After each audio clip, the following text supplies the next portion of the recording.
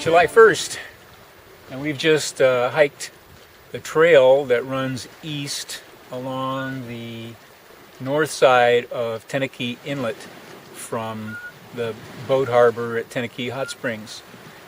It took us about an hour and a half, and we are at, I believe, Sunshine Cove, which, if I have my landmarks correct, Sunny Point is over there immediately in front of me.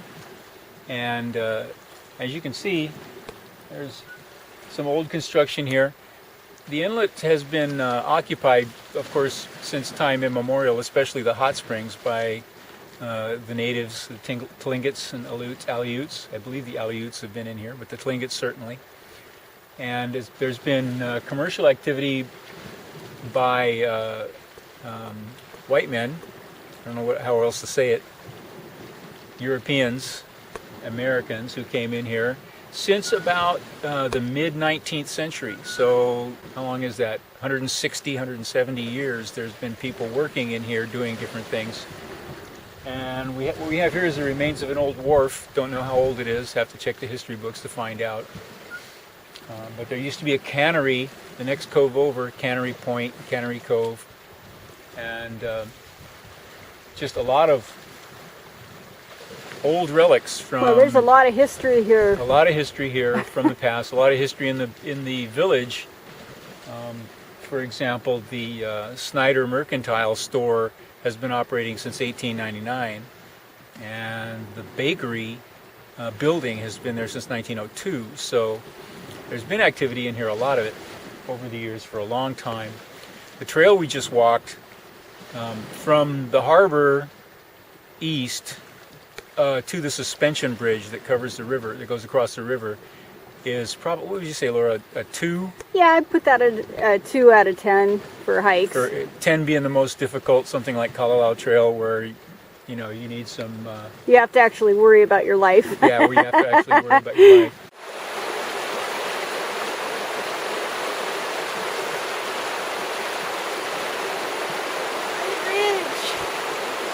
What river is this?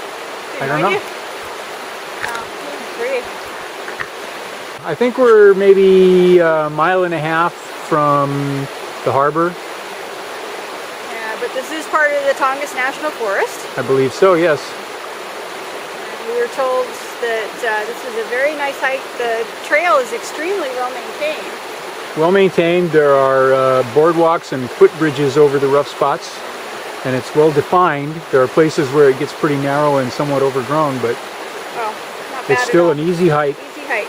I'll bet you there's lots of salmon that come up here. Probably. Well, let's continue. I think this leads over to the site of the old cannery. Ooh, cool. We'll find out. Yeah. Recommend waterproof hiking boots, although Laura hiked the whole way in her boat shoes. They're wet, but not They're soaked wet. through. They will be by the time I get back, though. Yeah. I wore my usual all-purpose hiking boots.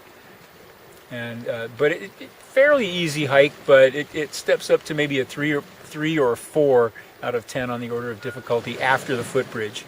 And there are places where you have to push through the bushes to stay on the trail, but there are still... the trail is extremely well marked, though. It's very plain, very easy to see. There's just some places where the bushes grow over it and you have to push through the ferns and stuff. So, well worth the hike. Here we are at the end of the trail, and we find a road going back the other way. I don't know how far it goes. I know you can't take a motor vehicle into Tenakee Springs, so it doesn't go there. And there's a couple of trucks and some construction equipment parked here. So something's going on here, we don't know what. In any case, it was a nice hike, about an hour and a half, fairly easy, good exercise for us.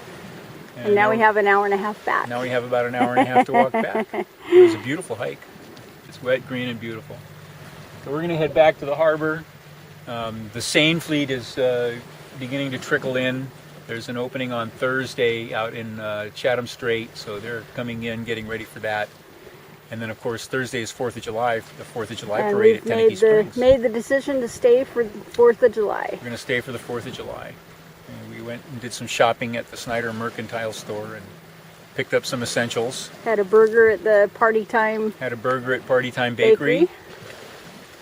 Visited with Darius a little bit more and the crew. meeting all the dogs in town, And there's lots of them. and there's lots of them. And we talked to, who do we talk to? Roger and Elizabeth, who have a beautiful garden in front of their house. Dan, who's the harbor master, Yeah. a former Harley rider. I remember, Beverly, the librarian, Yeah. at the library. The library's closed today, otherwise we would have gone there. But sweet little library considering the Very size of nice the town. library. Very nice library. And then a place called the Bus Stop, where it's a big book exchange and clothing exchange. If you have clothing that's usable that you don't need anymore, or if you have books that you want to exchange, it's leave one, take one. Take one, leave one. And they've got a lot there. And there's a lot of books there. A lot of good books. And well organized too. You know, most Yeah. of these things, they just throw them on the shelf, but they keep it well organized by categories. So there's nonfiction, there's romances, there's a section of Tom Clancy and Clive Cussler and Dean Koontz kind of stuff. And so, yeah, it was a very, very interesting little place there. And then, of course, the hot spring itself. And the hot spring itself, which was nice. Public bath. And well maintained. It was built in 1940. The structure that's there now, concrete structure and pool, was built by the CCC, the Civilian Conservation Corps, in 1940. Maybe tomorrow we'll hike out the other way and see what's up. Yeah, I think so. But it's, great place to get some exercise when you're off the boat, and just wonderful to go exploring. Better rest up for a few more minutes and then head back, eh, Laura? Yep. Did you leave enough cigar to get rid of the skeeters on the way back? Yeah, I got about half a cigar left. So Okay, I should have brought two, but we're gonna need it.